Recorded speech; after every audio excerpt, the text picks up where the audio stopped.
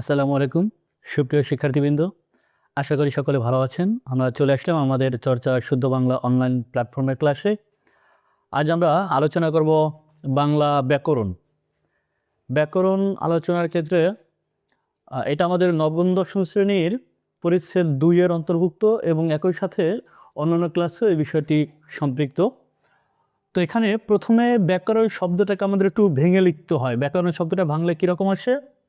ব্যাকরণ শব্দটাকে ভাঙলে আসে বি যোগ আ যোগ ক্রি যোগ অন। শব্দটার শাব্দিক অর্থটা হচ্ছে বিশেষভাবে বিশ্লেষণ। বিশেষভাবে বিশ্লেষণ। এখন কথা হচ্ছে বিশ্লেষণ কাকে বিশ্লেষণ করে? বিশ্লেষণটা যে ভাষা সম্পর্কিত যে কোনো বিশ্লেষণ বা আলোচনাকে ব্যাকরণ বলে। ভাষা শব্দকে সেটা ভাষার উপাদান আছে 4টা, মৌলিক উপাদান 4টি আছে, ধ্বনি, শব্দ, বাক্য, অর্থ, এছাড়া শব্দ গঠনের প্রক্রিয়া, নানাবিধ বিষয় আছে। তো সব কিছুর আলোচনার সমীকরণ হচ্ছে ব্যাকরণ। এখন এখানে এটা হচ্ছে এই শব্দটা হচ্ছে এটা প্রত্যয়গত কারণে কৃত প্রত্যয়গঠিত শব্দের কারণে হচ্ছে ধাতু চিহ্ন দেওয়া আছে। বি হচ্ছে বি আ এগুলো হচ্ছে উপসর্গ, আর অন এই ক্রি হচ্ছে ধাতু, এটার সাথে হচ্ছে অন প্রত্যয়যোগ হয়েছে। এই সব কিছু মিলে অর্থাৎ এখানে সমাস এবং প্রত্যয় দুইটার সম্মিলন হচ্ছে ব্যাকরণ শব্দটি উৎপত্তি হয়েছে। এই হচ্ছে আমাদের ব্যাকরণ। এখন ব্যাকরণ তাহলে আলোচনা করে কাকে? ব্যাকরণ সম্পর্কে বুঝতে হলে দুটো শব্দ একটু ভালোভাবে মনে রাখলেই যথেষ্ট। সেটা হচ্ছে স্বরূপ ও প্রকৃতি। এই দুইটি শব্দ একটু ভালোভাবে মনে রাখলেই আমাদের মোটামুটি আমরা বুঝতে পারবো যে আসলে ব্যাকরণটা কী। তাহলে কিসের স্বরূপ কিসের প্রকৃতি, মানে ব্যাপারটা এরকম যে কিসের স্বরূপ কিসের প্রকৃতি। এটা হচ্ছে যে বিদ্যাশাখায়, মানে বইয়ের ভাষা লিখলে যে বিদ্যাশাখায়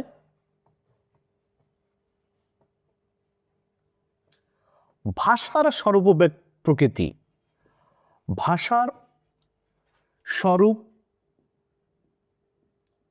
ও প্রকৃতি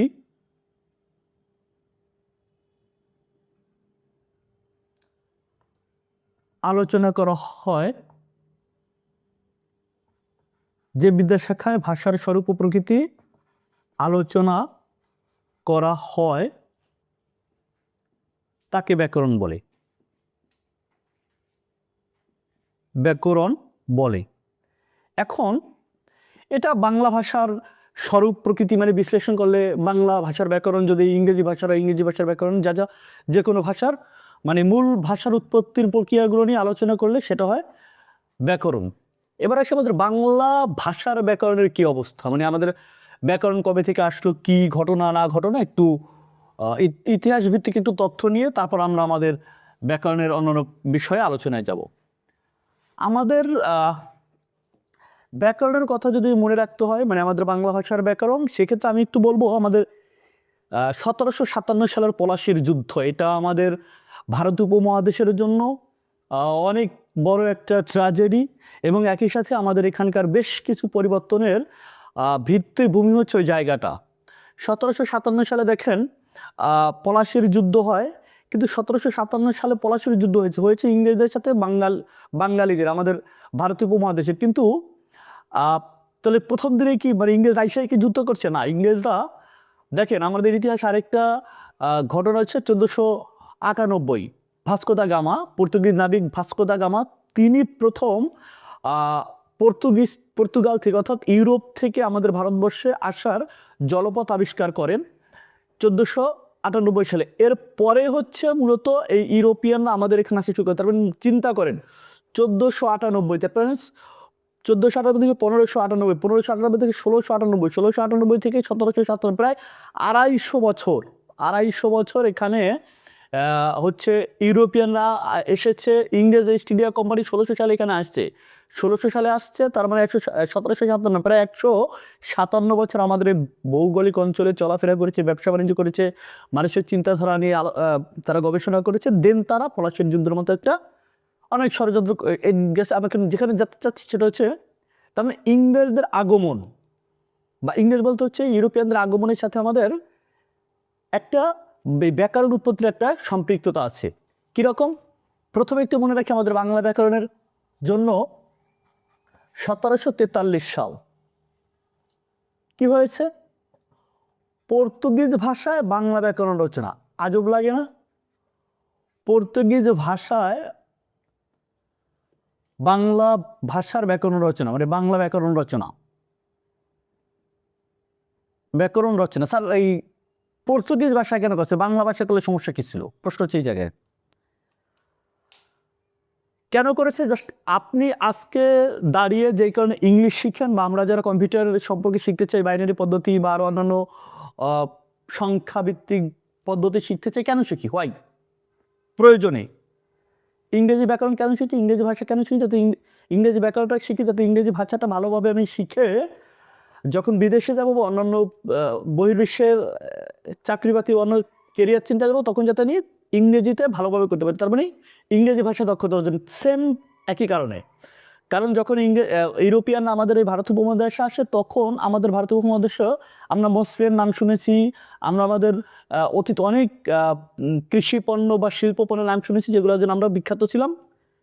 এই পণ্য বা এই ফসল, এই শিল্পটাকে প্রসারিত করার জন্য, কাঁচামাল সংগ্রহের জন্য ইউরোপিয়ান এখানে আসছিল। ফলে তাদের আমাদের ভারতীয় উপমহাদেশের মানুষের কথা শোনা, বোঝার জন্য, শেখার জন্য তাদেরকে বাংলা ভাষা শেখার জন্য বাংলা ব্যাকরণ রচনা করতে হয়েছিল। এবার বুঝতে পেরেছি পর্তুগিজরা কেন করেছে। পর্তুগিজ ভাষা করছে যাতে তারা পর্তুগিজরা বাংলা ভাষাটা দ্রুত শিখতে পারে। কে করেছিলেন? মানে পর্তুগিজ ভাষায় কে করেছেন? ব্যক্তির নাম হচ্ছে ম্যানুয়েল দা আসুমশন। ম্যানুয়েল দা বা দি আসুমশন।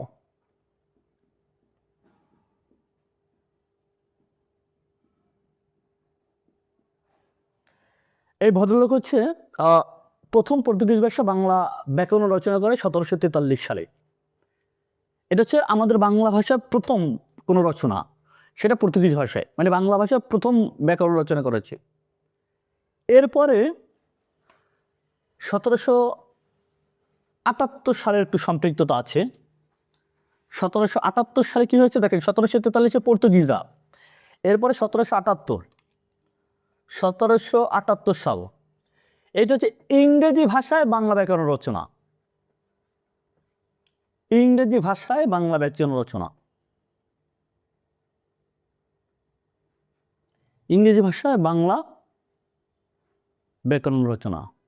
আজকে আমি ইংরেজি শিখতেছি, ইংরেজি ভাষাকে ভালোভাবে রপ্ত করার জন্য ইংলিশ গ্রামার শিখতেছি, অথচ একসময় ইংরেজি ভাষায় বাংলা ভাষা শেখার জন্য ব্যাকরণ রচনা করা হয়েছিল। কে করেছিলেন?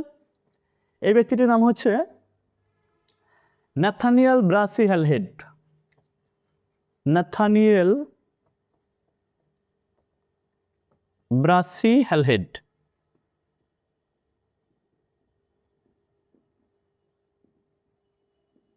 সংক্ষেপে বলা হয় এনবি হ্যালহেড।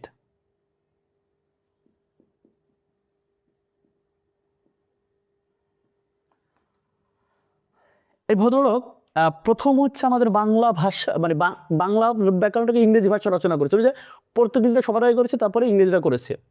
বইটার নাম ছিল, ওনার রচিত বইটার নাম ছিল গ্রামার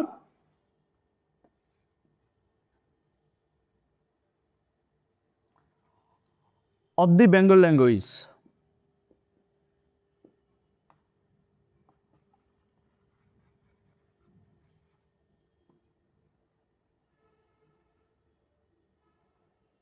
এটা ছিল ন্যাথানিয়েল ব্রাসি, অর্থাৎ এনবি হ্যালহেড এর ইংরেজি ভাষা রচিত বাংলা ভাষার ব্যাকরণ। এটা ছিল আমাদের 1778 সালে। তার মানে প্রথমে পেয়েছি 1743 সালে, এরপরে 1778 সালে। আমাদের এগুলো হচ্ছে আমাদের এনসিটিভির তথ্য। দ্যাট মিনস আমাদের বর্তমানে যেই নবম দশম শ্রেণীর ব্যাকরণ বই আছে, দ্বিতীয় পরিচ্ছেদের আলোচনা এগুলা। এরপরে আমাদের আরও 1700 এরপর আমাদের 1801 সালটা জরুরি। 1801 সালে 1700 সালের হিসাব শেষ, এবার 1800 সালে আসি।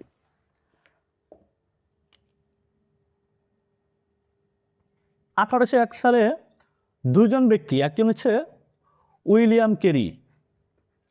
এই ভদ্রলোকের নাম মনে রাখবেন। এই ভদ্রলোক বহু শিক্ষা সংক্রান্ত কাজে মানে সম্পৃক্ত। একজন হচ্ছে উইলিয়াম কেরি, আরেকজন হচ্ছে রাজা রামমোহন রায়।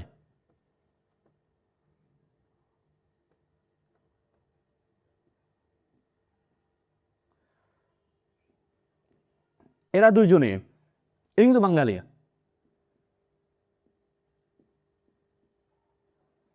এরা দুজনে ইংরেজি ভাষায় বাংলা ব্যাকরণ রচনা করেছে।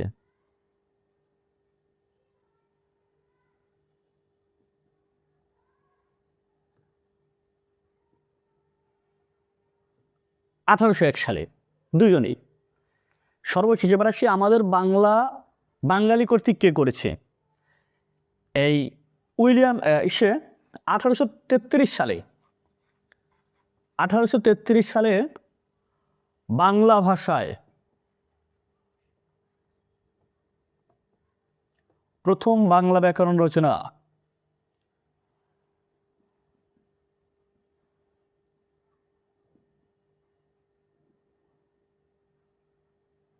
কে করেছেন? রাজা রামমোহন রায়। রাজা রামমোহন রায়। কি নাম ছিল বইয়ের? বইয়ের নাম ছিল গৌড়ীয় ব্যাকরণ, অর্থাৎ গৌড় মানে বাংলা, গৌড়ীয় ব্যাকরণ। এই নামেই আমাদের প্রথম বাংলা ব্যাকরণ রচিত হয় আমাদের বাংলা ভাষার। কে করেছেন? রাজা রামমোহন রায়। এই হচ্ছে আমাদের বাংলা ভাষার ব্যাকরণের উৎপত্তি ক্ষেত্রের প্রথম বই, মানে বই সংক্রান্ত আমাদের ব্যাকরণ রচনা সংক্রান্ত। তাহলে একটু আমরা আলোচনা মানে একটু রিভিশনে যাই, কী কী আলোচনা হলো। প্রথম হচ্ছে ব্যাকরণ কি? ব্যাকরণ হচ্ছে ভাষার আলোচনা। এরপরে আসছে ব্যাকরণ কোন ভাষা? প্রথম হচ্ছে পর্তুগিজ ভাষা, একদম ফার্স্টে পর্তুগিজ ভাষায়, তারপর ইংরেজি ভাষা, তারপর ইংরেজি এবং ইংরেজি ভাষা দুজন লিখেছে 1801 সালে। এরপরে সর্বশেষ আমাদের বাংলা ভাষার ব্যাকরণ রচনা করেছেন রাজা রামমোহন রায়। এই হচ্ছে আমাদের বাংলার ব্যাকরণের উৎপত্তি সংক্রান্ত বইয়ের তথ্য, ইতিহাস। আমরা পরবর্তী ক্লাসে ব্যাকরণের আলোচ্য বিষয় সম্পর্কে জানতে পারবো। সে পর্যন্ত সবাই ভালো থাকবেন, সুস্থ থাকবেন। আল্লাহ হাফিজ।